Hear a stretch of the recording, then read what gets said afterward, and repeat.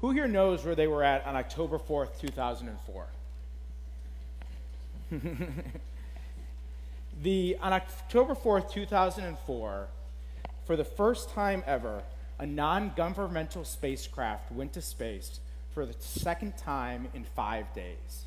It was what kicked off the commercial space race that we know today with SpaceX and Blue Origin and lots of other amazing companies that are doing things that back then people had no thought or no idea that we would be able to do. It was NASA that did it. It was governments that went to space. And that right there, and so what happened there was Spaceship One had just won the first XPRIZE. And XPRIZE, since that period of time, has gone on to launch grand challenges in many big areas where goals are huge, challenges are audacious, people say it can't be done, or the solution is really hard. And that's where XPRIZE or many other things that have followed in their footsteps go when they have challenges. They are the gold standard of kind of the challenge race to do things. And they followed the model that was the same model that Charles Lindbergh, it was what made Charles Lindbergh fly across the Atlantic. The Orteig Prize was launched at $25,000 for the first person that could fly a plane across the Atlantic nonstop. Charles Lindbergh, who was a male pilot at the time, took that challenge on, and after winning that, launched the commercial aviation industry to something that nobody had envisioned that it could be at that point in time. And the same thing happened, obviously, with space, and now in many other areas. Those of you that know me know that I've been, for the last couple years, preaching about the need to scale up. We've got a lot of biological challenges, and Kristen and people like her are working very hard on those biological challenges, and I'm not saying we're anywhere close to solving them. But when we solve those challenges, we then have a scale-up problem. We need to get those solutions out into the field and scale up the deployment of restoration to make a difference. If we make stronger, more resilient corals, we got to get those everywhere. We have to swamp the system.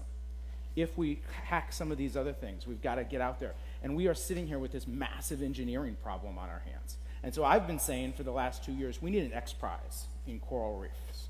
We need to do something here to really jumpstart this, to get new people at the table having a conversation about reef restoration. And so the stars aligned earlier this year when XPRIZE announced the 5 areas that they were considering to be the next XPRIZE. The first was feeding 1 billion people, the next billion people on this planet. The next was off-grid electricity for the developing world, predicting natural disasters, lifting farmers out of poverty, and then little old saving coral reefs. This last October, myself and a number of people in this room, who I'm going to ask to come up here momentarily, had the opportunity to participate in an event that XPRIZE calls Visioneering.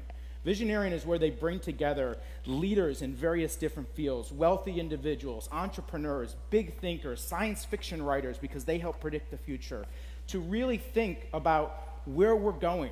What is the next big challenge? What is the next XPRIZE? What is the next Apollo? And so we thought we'd had a pretty good chance that night, right? We thought things would go well. We thought we'd probably have a pretty strong showing at second place, right?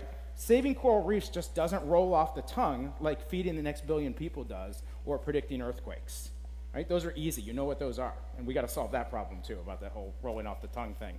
But we did not expect at all to have what happened that night happen. And so we're going to cut to a video to show a little bit about what happened that day, and then I'm going to ask the people that were part of that to come up here and join me on stage while Matt Mulrennan from XPRIZE gives a little introduction to what comes next.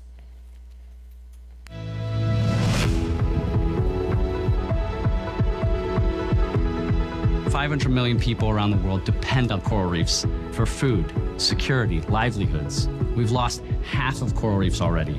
We're going to lose 90% or more by 2050 if we don't take action. That's why it's primed to launch Ocean XPRIZes, because it really tackles those grand challenges facing the ocean.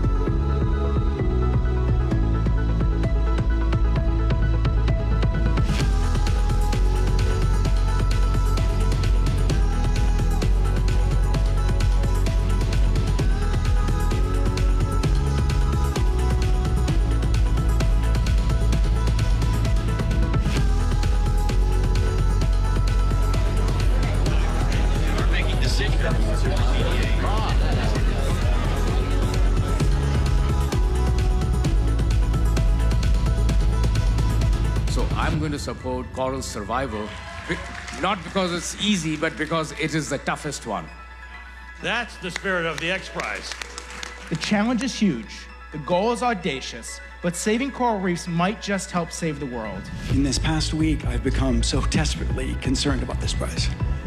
I really mean it. We don't have any time.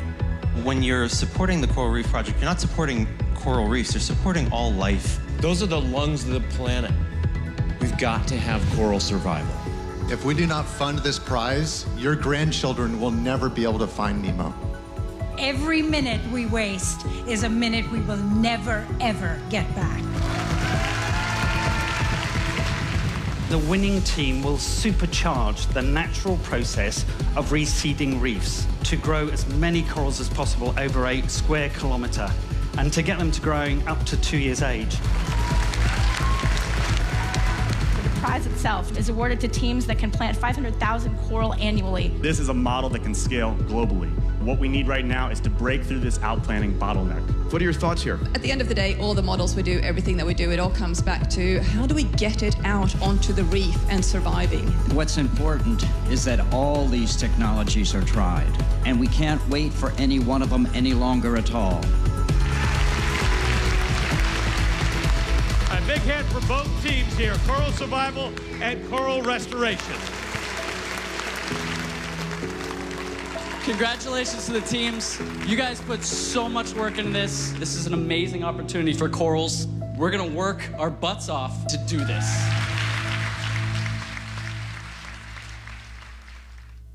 If I can get everyone that was part of that to come up on stage to get a round of applause.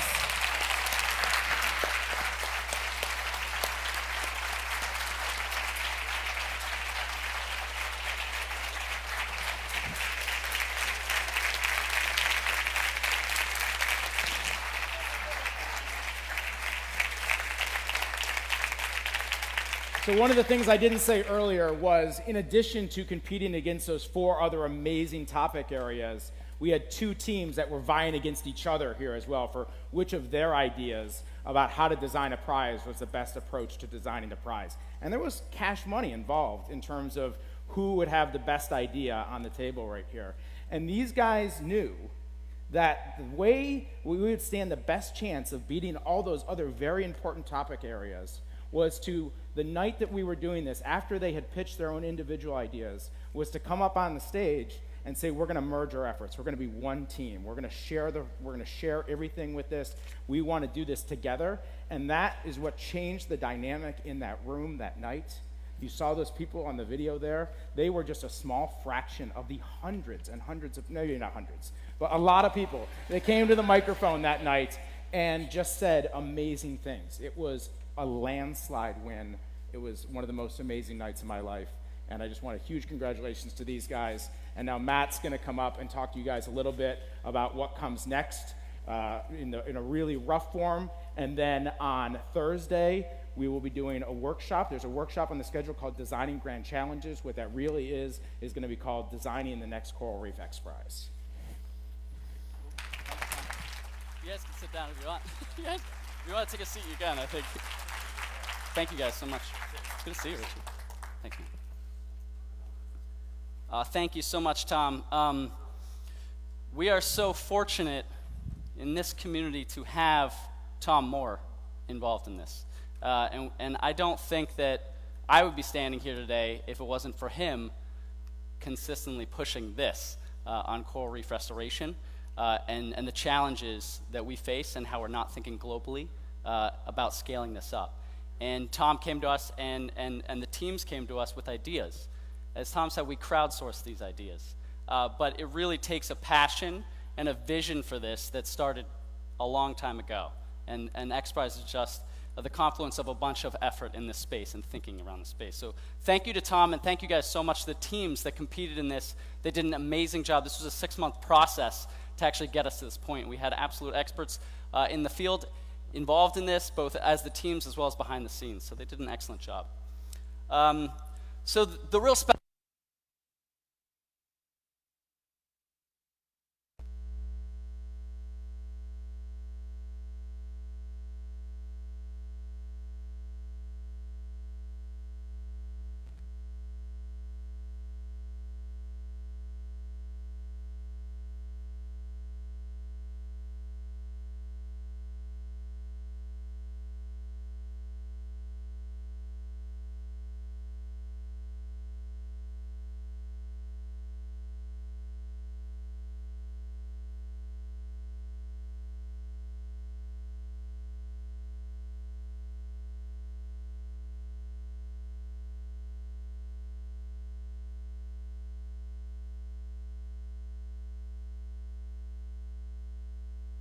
coral reefs in the future?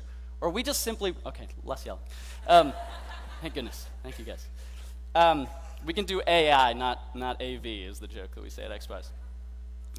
So I have the opportunity of working at XPRIZE and working in a bunch of different fields, AI, healthcare, space, education, and I get to meet leaders in some of these fields. I'm an ocean person, so I get to see all this cool stuff and then challenge people to actually think bigger in the ocean space about how to solve these problems. It's a pretty cool gig.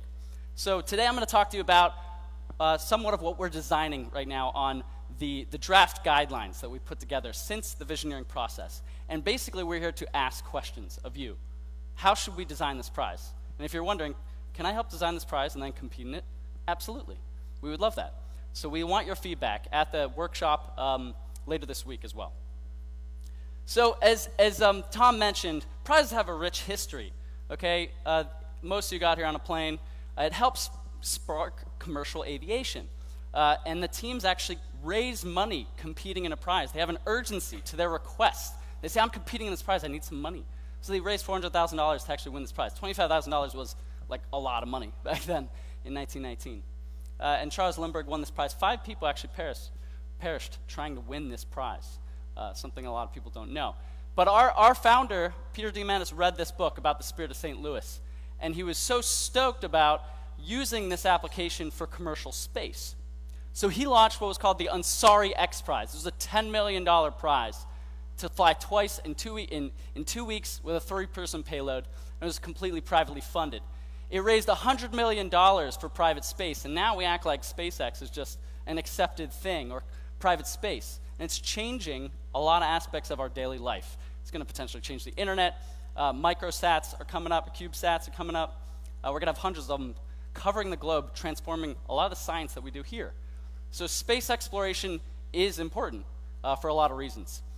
And now it's a multi-billion-dollar industry. It didn't even exist. It was illegal to launch a private spacecraft before 2004. So they had to change FAA regulations. It wasn't allowed for you to say, hey, government, I would like to launch a rocket into space.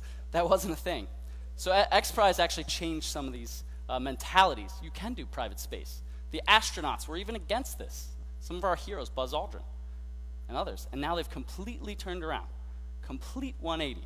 They say, absolutely, we need private space. They're cutting the costs, and they're democratizing our access to space. So now, making history, Spaceship One, the winner of the first XPRIZE, now hangs next to the Spirit of St. Louis. And you can see this in the Air and Space Museum in the Smithsonian in Washington, D.C. So we we helped modernize prizes. Lots of people are doing prizes and challenges now. Challenge.gov, the government is really into prizes now. We have a prize caucus on Capitol Hill. Prizes and challenges are a useful tool in invention and innovation. It allows you to take a risk. It allows you to try something new. So it's become much more popular. It pushes the risk on the teams, not the funder, and allows the teams to raise more money, more capital into their field. Okay? But there's a lot of ways that you support teams within a prize, and I'm going to explain some of those things, because everyone thinks they're all on their own. You do nothing to help, and that's not true. So this whole process was pretty cool. We started this back at a big think we did, Ocean's Big Think. We attracted a bunch of leaders, like Sylvia Earle, others, to think about what are the grand challenges facing the ocean. Obviously, corals came up. You know, it's 2015 is before some of the massive bleaching events in recent years, in 2016, 2017. So it only got worse. The situation kept getting more and more dire, and we were saying, we're not doing anything on corals. We're doing some other prizes on pH sensors to study ocean acidification. That's what I came on to work on, as well as underwater robotics, deep sea robotics to explore the deep sea and map the sea floor. But we weren't doing anything on these global crises that were facing corals. So we opened this up during the visioneering process and crowdsourced ideas for this. And we held a hackathon even at our headquarters. Tom, Dave, Coral Vita, and the Seychelles team, Georgie, were involved in this, as well as Vincent at Accenture, Richard. We had a great team come to our office and actually think about these ideas. And we actually won that best prize concept at Visioneering, and that was a big deal. For XPRIZE, this is not a community of people that even knew coral reefs were in trouble. I couldn't even tell you how many. We actually got flack at the hackathon. They said, I don't get it. What's wrong with corals? And we were like, whoa, we're here to talk about a prize to save corals. You didn't even know corals were in trouble at all. So we had to do a lot of groundwork to get people up to speed here This is a community that wants to, like, terraform Mars and live forever. It's not necessarily a community that wants to save corals. So it was a really big opportunity that we won Visioneering, and now XPRIZE is committed to launch this prize in 2019. And today what I want to talk to you about is we want to ask the questions here at this conference about what do you want to see in this prize? How would you like it to go? What do you think how can we change things up to have the biggest impact? And then what the really fun stuff is, how do we judge it? How do we judge some of these different restoration techniques against each other? And then how do we inspire and engage the communities that corals are involved in? All those things are coming to play in this prize. And we want to launch this prize in 2019. We have a couple funders that are interested, but we're trying to push to make this as big of a prize as we can. And we really wanted to engage you here to ask the questions and make sure that we're doing this right. That's what this is all about. So we're doing this very scientifically. So, the draft guidelines. At a minimum, the teams are being asked to restore a hectare in a week, deploying 3 species, having at least half of them survive. A show of hands, is anybody hitting all 3 of these metrics currently? Anybody? Like close? Or anybody? No. Okay, there's no hands up. Oh wait, somebody? You're hitting all 3? All right, sweet, we gotta make it harder. Perfect feedback, that's why we came here. So this is the floor, and so this is the minimum, but it's good to see that people are in this wheelhouse now. It's hard to tell because the literature is light in this field, but we're looking at some of the largest restoration projects are only a few hectares big in general, is what we're seeing. So we thought 1 hectare in a week is pretty audacious. But maybe we gotta make it harder. But bottom line, this is the minimum, so we're asking teams to go even better than that. And that's how the scoring system works. So we're asking people to restore more than 1 hectare in a week. We're asking them a winning team will actually potentially restore 10, or they'll have more than 3 coral species, or they'll have 100% coral survival. And we're gonna do this in 2 stages, potentially a demonstration phase where teams come together somewhere in the world and try things out and show the judges what they have currently and what their plan is for the future. We pick 5 finalists, and they actually do actual field tests, picking locations on your own, most likely, because we don't want to prescribe a single spot and have that get hit by a hurricane, which just happened in our last prize when we tried to do testing in Puerto Rico. Unfortunately, it was destroyed, the facility that we were trying to work out of. So we're going to allow the teams to actually do this. Select where they plant, what they plant, and how they do it. And these could become hotbeds for innovation and research, running challenges, allowing more people to do testing, and make a really interdisciplinary prize, combining biologists, the technologists, engineers, and inviting new people in this space. Because there's a lot of money in engineering, and there's a lot of money in some other fields that we can actually apply into this space and bring new creativity and new ideas. So the scoring is actually half and half. It's half restoration, half survival. So half pushing at the rate that we restore, and the largest area restored, and then half will be how many survive after 2 years. With, again, pushing for more diversity, as well as we have 2 bonus prizes that we're considering, one for autonomy and one for communities. So we want feedback on these guidelines, and we're actually putting out this 90-day comment period for you to do exactly that. So I love a 10-page rambling, angry email. It's my favorite thing in the morning. But the best way to engage with this prize is xprizecommunity.com. It's now live. You can sign on and actually comment on it. So ways that you can get involved, there's a workshop here. We're actually going to be asking some hard questions at that for us to design this prize on Thursday. You can share your expertise, as well as there's a bunch of ways to engage. We're looking for more sponsors. You can be an expert judge. You can be an advisor. I want to push everybody to try and think of themselves as a competing team first, as well as an impact partner. How do we scale? What comes out of this prize? How do we apply it in the real world? There's one more thing I wanted to address, or like 10 more things, okay? One more thing I wanted to address. The IP is yours. This was like something that was spread around on social media in the community when we were doing the design thinking. The IP is yours in the XPRIZE. We don't own any of the intellectual property. We do these for you. We do these to raise attention and investment in what you're doing and how you're doing it, and trying to raise the profile of this community and how important it is to the world. Okay, so that's what we do at XPRIZE. It's a nonprofit. We don't own any of this stuff. So we're doing this for you. As well as, second thing is there's Milestone Awards built into this, so we'll be supporting the finalist teams to actually move on to testing. That can range from $50,000 to up to $1 million or more, and it will really depend on the prize budgets. But we are looking to launch this prize. Would love suggestions. Myself and Anupa's here. Anupa, can you raise your hand? Wherever Anupa is. My other colleague at XPRIZE are here. We'd love to chat with you. We'd love to partner with you to make this prize great. So thank you very much. My number is 20. Drink 20. Anybody? All right, on that. All right, sweet. Thank you, guys. Yeah, this little thing. Takes time. Thanks, Matt.